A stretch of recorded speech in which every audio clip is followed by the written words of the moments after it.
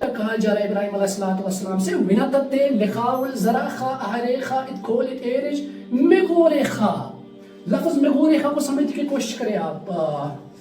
لفظ مغوریخا کو آپ سمجھنے کی کوشش کریں. مغوریخا کا اگر آپ سمجھ گئے تو آپ پورے مسئلے کو جو ہے وہ 2 منٹ میں سمجھ پائیں گے. یہاں پہ لکھا ہے مغوریخا ہیبرو لینگویج میں, ٹھیک ہے نا. مغوریخا یہ ہے مغوریخا ہیبرو زبان میں, ٹھیک ہے نا. یہ میں نے لکھا ہے ہیبرو لینگویج میں مغوریخا. اور یہ مغوریخا کہاں پہ لکھا ہے؟ یہ لکھا ہے بک آف جینیسس چیپٹر 17 ورس 8 میں. تو اس میں فرماتے ہیں کہ ونتتے لخاول زرعخا اہریخا اتکول اتیرج مغوریخا و ابراہیم علیہ السلام I will give unto thee after thee to thy seed the land where thou art a stranger. Where thou art a stranger. یہ آرکائک انگلش ہے, کلاسیکل انگلش ہے.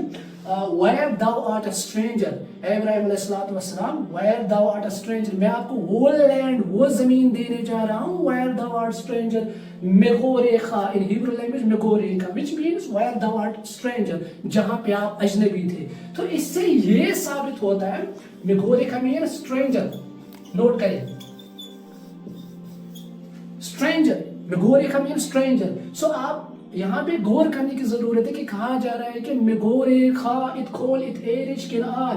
اس کا مطلب مغوریخا کے بعد جو لفظ کنعان آیا ہے نا, اس سے یہ ثابت ہوتا ہے کہ کنعان جو ہے وہ اسے اون نہیں کرتے. یعنی ابراہیم علیہ السلام کی کوئی ذاتی ملکیت نہیں تھی. یہ بعد میں اسے دیا گیا, اس میں بھی کنڈیشنز رکھے گئے تھے نا. یہ انکنڈیشنل نہیں تھا. That was not unconditional, it was conditional. اس میں کنڈیشنز رکھے گئے تھے, اس میں شرائط رکھے گئے تھے, ٹھیک ہے نا. تو یہاں پر سمجھنے کی کوشش کریں. فرمایا جا رہا ہے کہ اتکول اتیرج مغوریخا اتکول اتیرج کنعان. مغوریخا لفظ مغوریخا کو سمجھنے کی کوشش کریں. فرمایا جا رہا ہے کہ where thou art a stranger. ابراہیم علیہ السلام آپ کو وہ لینڈ دیا جا رہا ہے where thou art stranger, جہاں پر آپ اجنبی تھے. اب سوال کھڑا ہوتا ہے کہ ابراہیم سے کہا جا رہا ہے, مدثر سے کہا جا رہا ہے, مدثر کے مینٹر نے کہا مدثر صاحب آپ جو ہے آپ اس لینڈ سے بلانگ نہیں کرتے ہیں, لیکن میں آپ کو لینڈ دینے جا رہا ہوں, وہ land where thou art a stranger.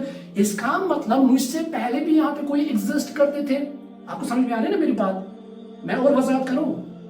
مجھ سے کہا میرے مینٹر نے مجھ سے کہا, میرے استاد مجھ سے کہا مدثر یہ سکول تیرا نہیں ہے, لیکن یہ سکول میں آپ کو دینے جا رہا ہوں where thou art a stranger, جہاں پہ آپ اجنبی تھے. یعنی کہ یہ سکول پہلے میرا نہیں تھا. مجھے اس سکول جو ہے وہ شرائط کے ساتھ دیا گیا ہے کہ آپ اس سکول میں براہ راست طلباء کو جو ہے وہ سکھائیں گے, انہیں گائیڈ کریں گے. you will turn these students into shining stars. یہاں کے جو اسٹوڈنٹس ہیں you will turn them into shining stars. So اس کا یہ مطلب ہے کہ یہ سکول میرا نہیں تھا, اس سے پہلے یہاں پہ کوئی ایگزسٹ کرتا تھا. اب یہاں پہ سوال کھڑا ہوتا ہے کہ یہ جو یہاں پہ لینڈ کنعان ہے, اس میں کون ایگزسٹ کرتے تھے. میں آپ کو بعد میں سمجھاؤں گا کہ کنعان سے کیا مراد ہے. یعنی کہ who were existed there. یہاں پہ سوال, یہاں پہ لگے کوشچن مارک, یہاں پہ who were existed there, یعنی کہ وہاں پہ کون ایگزسٹ کرتے تھے بفور ابراہیم علیہ السلام. ابراہیم علیہ السلام سے یہاں پہ جو ایگزسٹ کرتے تھے وہ تھے کینانائٹس. کون؟ ہاں سمجھنے کی کوشش کریں آپ. ابراہیم علیہ السلام سے پہلے یہاں پہ ایگزسٹ کرتے تھے کینانائٹس. کون؟ کینانائٹس اینڈ جیبوسائٹس, جس کو عربک لینگویج میں کہتے ہیں یبوسی.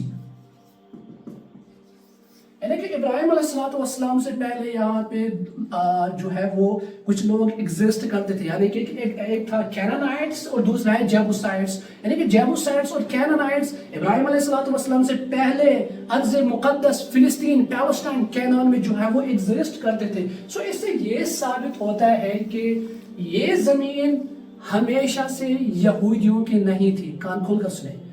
بفور ابراہیم, بفور جیوس, وہاں پہ کون ایگزسٹ کرتے تھے؟ کینانائٹس اینڈ جیبوسائٹس. تو اس سے یہ پتہ چلتا ہے, اس سے یہ ثابت ہوتا ہے کہ یہ زمین ہمیشہ سے یہودیوں کی نہیں تھی. تو اس سے پہلے یہاں پہ ایگزسٹ کرتے تھے کینانائٹس اینڈ جیبوسائٹس.